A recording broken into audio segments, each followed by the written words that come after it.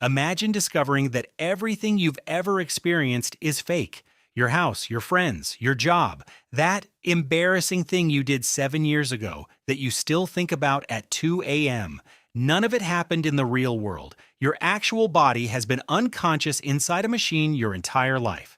Congratulations, you have just discovered the basic plot of The Matrix. Unfortunately, things are about to get much weirder. Quick cast rundown because you'll need it. Neo is the ordinary guy who gets pulled out. Morpheus is the guy who pulls him out and offers him a choice between two pills, one that lets him forget all this and go back to his fake life, and one that shows him how deep the fake actually goes. Trinity is the one who keeps everybody alive while the men are busy having philosophical crises. Agents are security programs wearing sunglasses and bad attitudes, built to hunt down anyone who figures out too much. And Zion is the one real physical city humans have left, buried underground. Because up top, remember, there's no sun anymore. Here's the setup minus the trench coats and the bullet time. Sometime in the future, humanity built true artificial intelligence, and true artificial intelligence looked around, did some quick math, and decided humanity was the problem. A war broke out. Humans, in a genuinely unhinged strategic decision, tried to cut off the machine's solar power by blackening the entire sky. It worked. It also meant nobody on Earth ever saw the sun again, including the humans who did it. Great plan, guys. Really thought that one through. So the machines needed a new power source. And this is the part everybody remembers. They started farming humans, growing people in rows of glowing pods stacked like the world's most horrifying vending machine, hooked up by cables to keep their bodies generating energy, while they lived, mentally, inside a simulated version of the world circa 1999. That simulation is the Matrix. It's not a place, it's a broadcast piped directly into your brain. And it's so complete that literally everyone watching this video right now would have no way of proving they're not currently inside one. Except, here's a fun wrinkle. Scientists have pointed out that farming humans for energy doesn't actually work. And not because it's morally horrifying, because it's thermodynamically embarrassing. The human body burns way more calories than it could ever put back out as usable electricity. Keeping a person alive, warm and fed, costs more energy than that person's body heat could ever repay.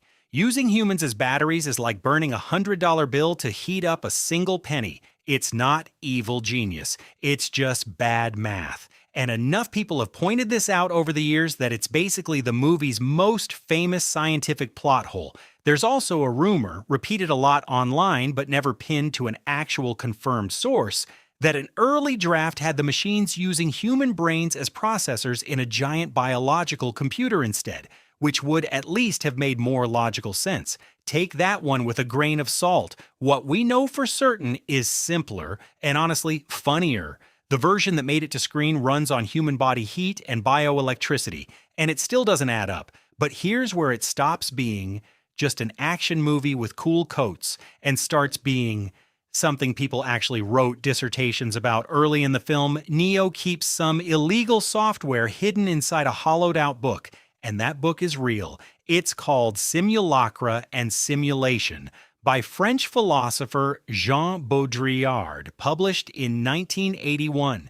That's not just random set dressing. The Wachowskis reportedly asked members of the cast to read that exact book before filming. Baudrillard's argument is that modern society has become so saturated with copies, images, brands, media, and representations that the copy can effectively replace the real thing. Eventually, people stop being able to tell the difference, or worse, they stop caring.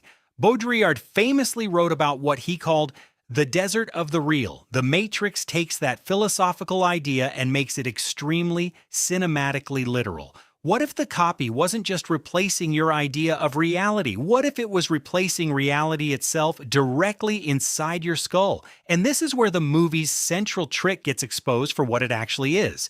It's not really a new idea. It's one of the oldest ideas in philosophy: wearing sunglasses. Back in 1641, the French philosopher René Descartes sat down and asked himself a genuinely paranoid question. What if some powerful, deceiving demon was feeding false experiences directly into his mind, making him believe in a physical world, a body, a sky, none of which actually existed? Descartes couldn't fully disprove it. He could only find one thing he was certain of. The very act of doubting proved that something was doing the doubting. In other words, if you're wondering whether you exist, congratulations. Something has to be there to be confused about it. Fast forward to the 20th century, and philosopher Hilary Putnam updated the demon into something a little more scientific. Imagine a brain removed from its body, floating inside a vat of nutrients, wired up to a supercomputer. The computer sends electrical signals into the brain, giving it a perfectly convincing fake life. It sees people, it feels things, it believes it has a body, maybe it believes it has a job, maybe it believes it's sitting on a couch watching a YouTube video about the Matrix. Meanwhile, it's just a brain floating in a jar. Sound familiar? The Matrix didn't invent this question, it just gave it a budget, a soundtrack, and Keanu Reeves. So let's escalate this properly, because that's really the whole point. The Matrix isn't just asking, what if machines trick you?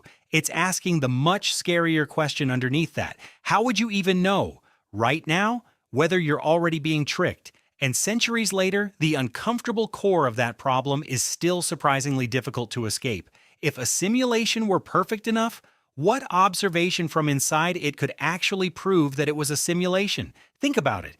You look at your hands, they feel real. You touch the table in front of you, it feels real. You look outside, the sky looks real. But if your brain were being fed exactly the right signals, would any of those experiences actually prove anything? From inside a perfect simulation, the simulation would simply feel like reality. And that's what makes the idea behind the Matrix so uncomfortable. The scary part isn't that the world might be fake. The scary part is that if the fake were good enough, you might never know, which brings us back to you at 2 a.m., replaying that embarrassing thing you did 7 years ago. Here's the good news and the bad news at the same time. If it turns out you are living inside a simulation and then technically that embarrassing moment never physically happened in the world you thought it did. So relax, except there's a problem. If a simulation good enough to fool you would feel exactly, perfectly, 100% identical to reality, then saying it wasn't real, it doesn't actually let you off the hook. You still experienced it, you still remember it, and your brain still decided it would be a fantastic idea to replay it at 2 in the morning, 7 years later. So maybe reality isn't only about what's physically underneath everything. Maybe part of what makes something real is the fact that you experienced it at all. And that's where the Matrix leaves us with something much more interesting than flying bullets and slow-motion kung fu. No, you probably can't take a pill and find out. There's no red option waiting on your kitchen table tonight, no blue option either. And Morpheus probably isn't going to knock on your door, probably. But the question the movie dressed up in leather, sunglasses, and gunfire, that was essentially the same question philosophers have been quietly and seriously asking for almost 400 years. How sure are you, really, that any of this is real? The Matrix didn't invent that fear. It just finally gave it a really, really good trench coat